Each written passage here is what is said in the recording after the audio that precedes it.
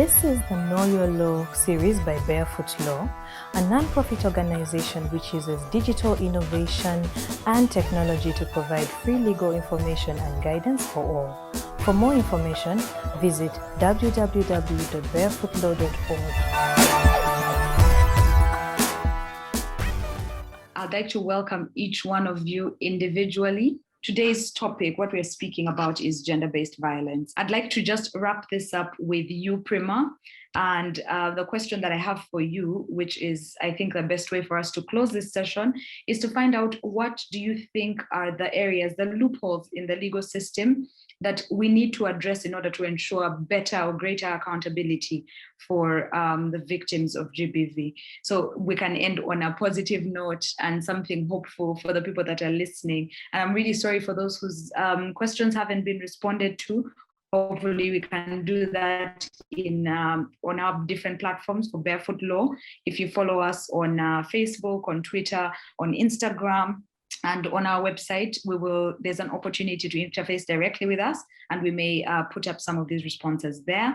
But in the meantime, please check the poll and respond to it if you're listening, if you're watching, if you've seen it, because that information is going to really help us put some data together to bring up the challenges in GBV. So over to you, Prima, to wrap this up with a hopeful note on what the future of the legal response to GBV could look like. I believe that the future for responding to GBV in this country is really bright, and it starts with discussions and platforms such as we're having today.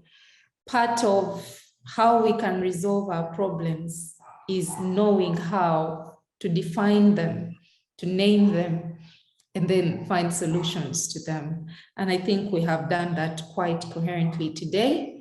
And I believe everyone that has been part of this discussion is going to be an advocate for change for the issues we have pointed out today.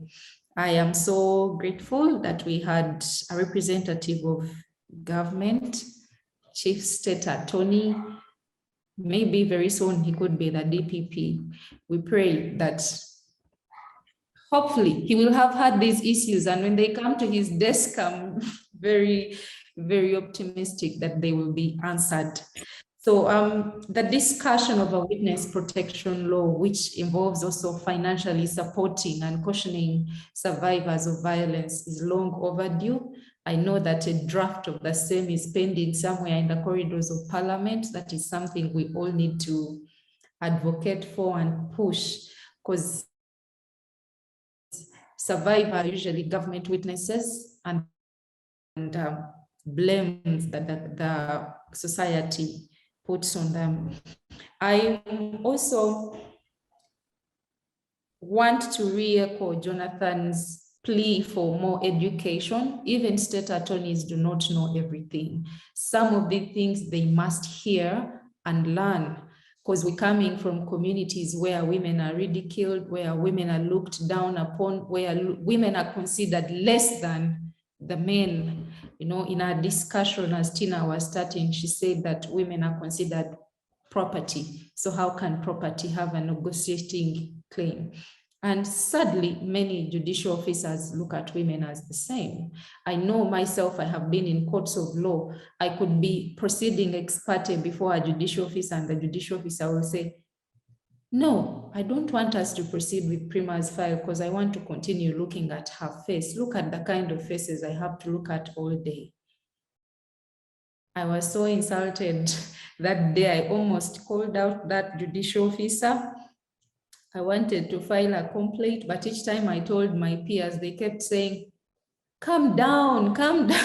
I'm thinking, no, I traveled so far to be here. I should be attended to. I shouldn't be here because the judicial officer is interested in looking at my face all day. So no, that needs to change. But I believe that judicial officers, prosecutors, policemen all need the education on how violence is being manifested verbally, physically, psychologically, in the system, you know, as of taking evidence. But I also didn't want to leave this platform before mentioning that because we inherited systems from the colonial system, even prisons are not structurally constructed to accommodate women and their needs.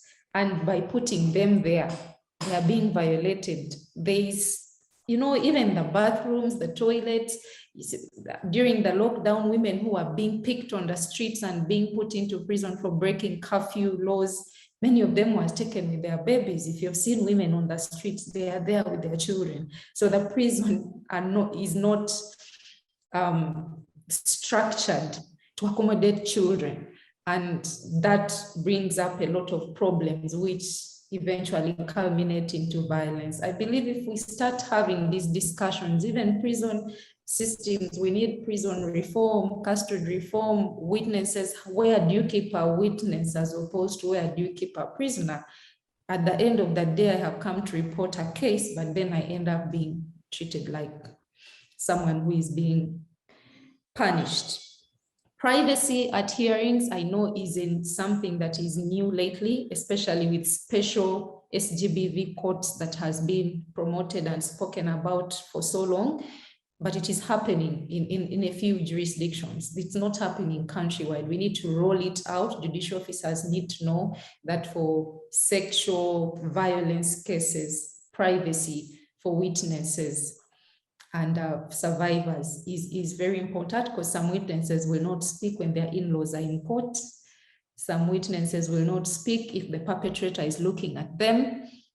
That needs to be addressed across the country as a whole, redacting names of witnesses and survivors from court proceedings.